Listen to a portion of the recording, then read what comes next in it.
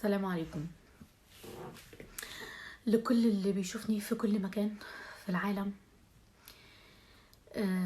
الحقيقة انه واضح جدا ان الجرائم اليومين دول بتكتر بطريقة صعبة، يعني ايا كان الدافع، ايا كانت الجريمة، وقع على طفل او راجل كبير او ست كبيرة او شاب او اي حد. ف سلوكيات الناس بقت صعبة قوي، اتغيرت قوي من كام يوم هنا من يومين تقريبا هوريكم دلوقتي في الجريدة، في الجرايد بتاعت هنا بتاعت ألمانيا. شاب اسمه محمد، جزائري، 20 سنة تقريبا، في ظروف غامضة ليوم مقتول في ملعب أطفال ومرمي تحت الشجر. الشاب ده وتحت ظروف غامضة خرج من بيته في وقت متأخر، كاميرات رصدته طبعا، وبعدها اختفى، وبعدها لقيوه في ملعب أطفال تحت الشجر مقتول. لك أن تتخيل إيه اللي حصل له، الله أعلم. جريمة مريم اللي الشرطة قالت إنه ادعاءات الأم كاذبة، ما زالت لحد الآن هيعيدوا فيها، لأنه في حالتين تانيين برضو سجلوا نفس الوضع، حالات تحرش جنسي أو اعتداء جنسي في الحضانات بتاعت الأطفال.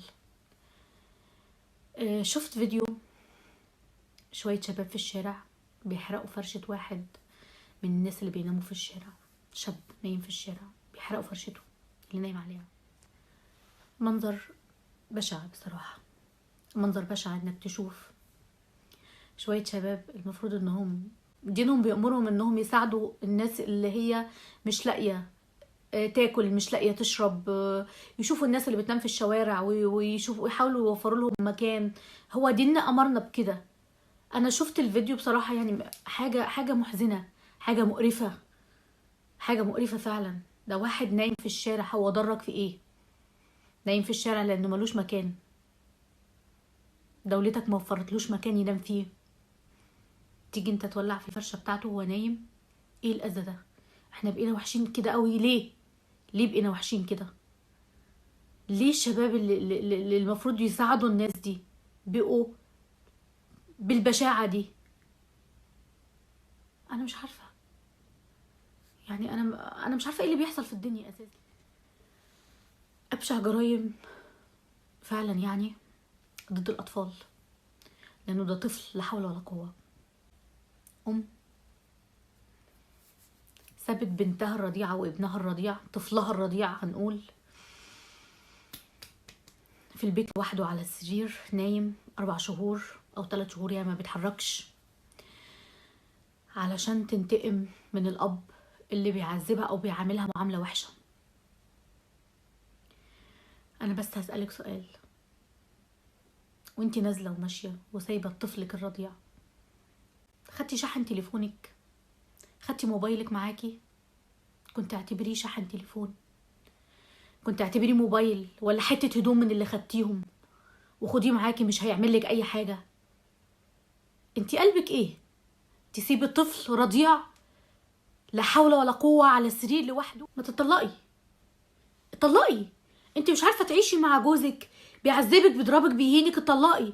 يعني انت بيعذبك وسايباله طفل بيبي رضيع؟ يعني انت كده بجلالة قدرك يا كبيرة ما قدرتيش عليه وبيعذبك، سايباله طفل رضيع مستنية منه ايه يعني؟ لا، والاب راح البيت ولقي البيبي على السرير، الطفل على السرير، واعتقد ان مراته نزلت تشتري حاجه وهترجع تاني، اعتقد ان مراته نزلت تشتري حاجه وهترجع تاني، وساب الطفل برضو ومشي هو الاخر، مشي هو كمان وساب الطفل الرضيع على السرير لا حول ولا قوه لحد ما الطفل اتحلل. انتوا متخيلين معايا 9 ايام طفل رضيع على السرير، جثته اتحللت على السرير، اختفى نهائيا؟ هو في ايه في الدنيا؟ هو ايه في الدنيا؟ هو احنا وصلنا لحد كده؟ وانا اسفه جدا ليكم وسامحوني على الصور اللي هتشوفوها. اسفه جدا جدا، سامحوني عليها، سامحوني على الصور اللي هتشوفوها. صورة السرير اللي كان نايم عليه الطفل، مكان الطفل وهو متحلل. انا والله العظيم بفكر يعني الطفل ده بكى قد ايه؟ 9 ايام بكى فيهم قد ايه علشان خاطر يستنجد بامه. هي ما حسيتش، قلبها ما حسش، ما فكرتش ترفع تليفونها مثلا وتسأل الاب عن الطفل ايا كانت الخلافات بينهم. ما فكرتش تروح الشقة مثلا تبص على ابنها تشوفه. 9 ايام. قلبك ايه؟ كنت عايشة ازاي؟ كنت بتاكلي وتشربي وبتنامي ومرتاحة نفسيا؟ ازاي 9 ايام؟ ازاي؟ انا مش متخيلة والله العظيم. انا كل ما بتصور الجريمة، كل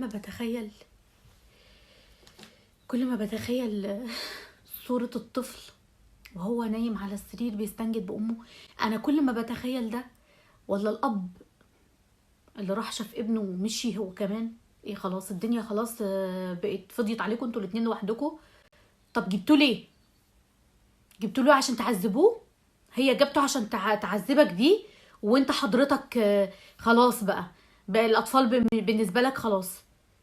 حاجة زي كده حصلت وبينكم خلافات، خلاص اتطلقوا، كل واحد يروح لحاله، الدنيا مش واقفة عليكم انتوا الاتنين.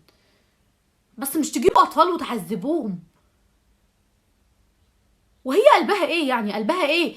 9 ايام ما ترفعش سماعة التليفون تسأل على طفلها الرضيع؟ ده طفل رضيع 4 شهور.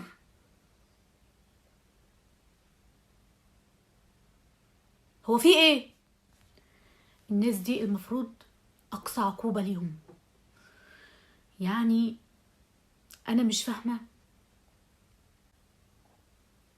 والله العظيم ما فاهمة. هو اللي حصل ده بجد ولا القصة هتطلع اي كلام؟ يا ريت، انا اتمنى والله العظيم اتمنى انها ما تكونش حقيقة، تكون الام مثلا خافت الطفل وعملت الحركة دي عشان تضايق الاب ولا حاجة. هو احنا وصلنا للدرجة دي يعني؟ وصلنا لدرجة كده يعني ان احنا حتى ولادنا بقينا مش خايفين عليهم؟ احنا وصلنا للحال ده؟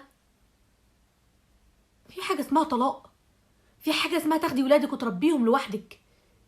اشتغلي. انا شفت ستات ونماذج كتير في مصر بيشتغلوا بيصرفوا على ولادهم حاجة تفرح وطلعوا بولادهم لفوق، وانتي ايه؟ ده طفل رضيع.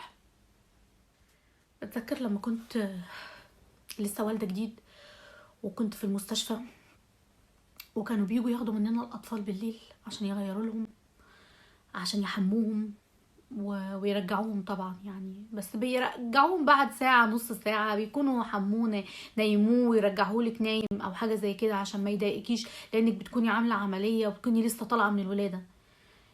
انا كنت بقوم من على سريري واتسند وامشي في المستشفى بالليل لوحدي، وكنت ببقى مرعوبة علشان اوصل للغرفة بتاعة الاطفال وابص على ابني او بنتي وقتها، ومش ناسية ده.